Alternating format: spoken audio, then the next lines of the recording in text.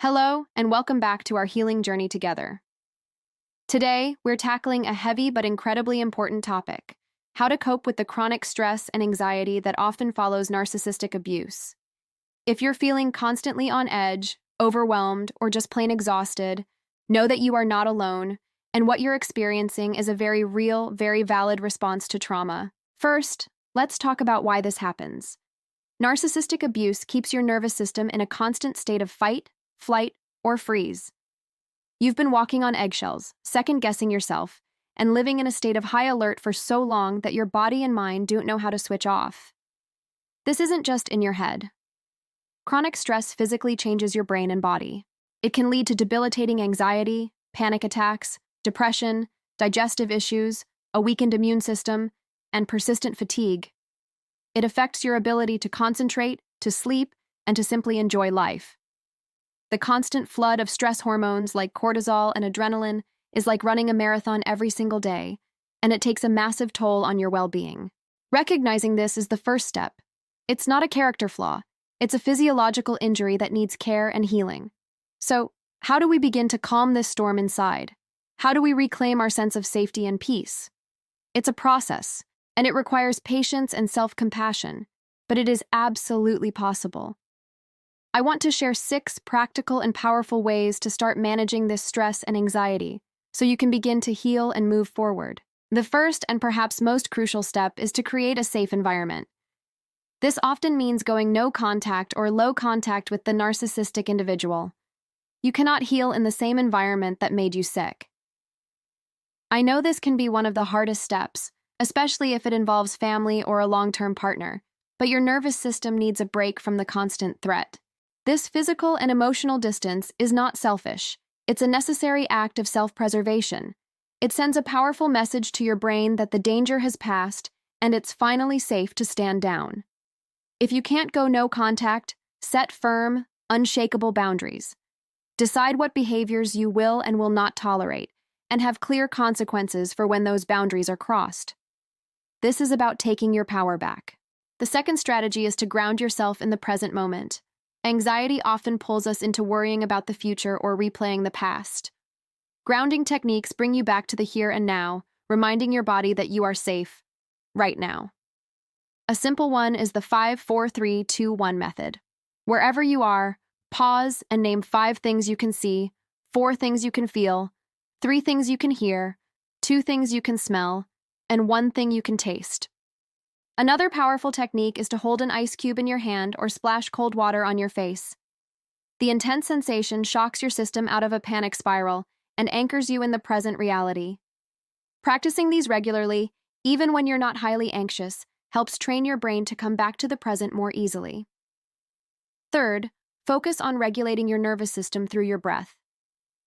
When we're stressed, our breathing becomes shallow and rapid. By intentionally slowing it down, we can activate the parasympathetic nervous system, which is our body's rest and digest mode. One of the most effective techniques is called box breathing. It's simple. Inhale for a count of 4, hold your breath for a count of 4. Exhale for a count of 4, and hold again for a count of 4. Repeat this cycle for a few minutes. This simple act tells your body that there is no immediate threat, allowing your heart rate to slow and your muscles to relax.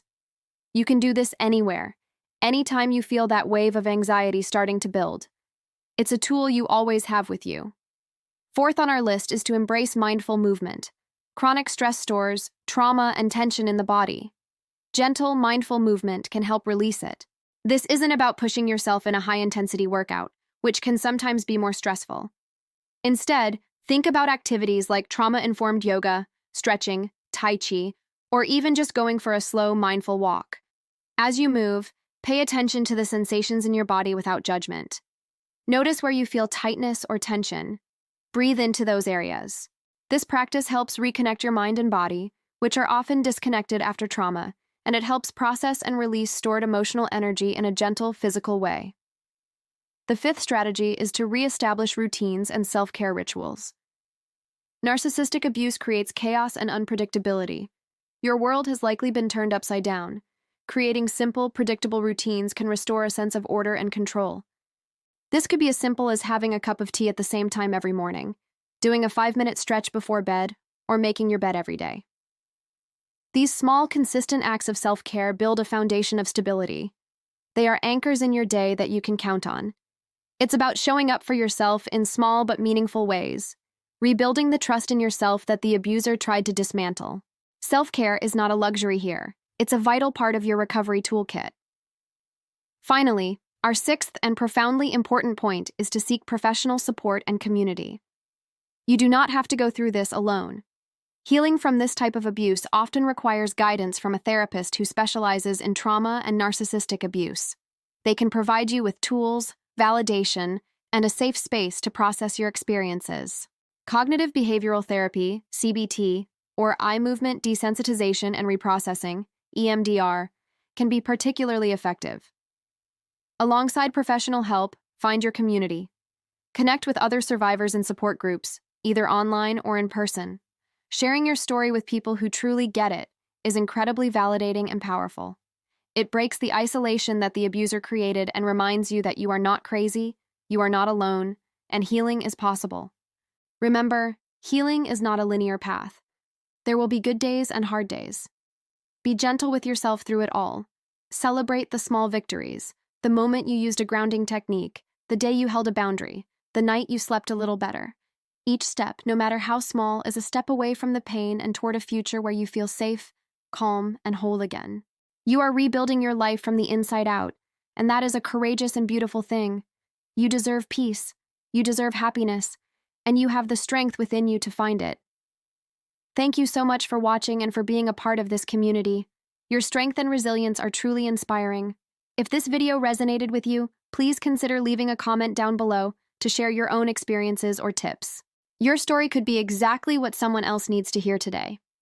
Take good care of yourselves, and I will see you on the healing journey in the next video.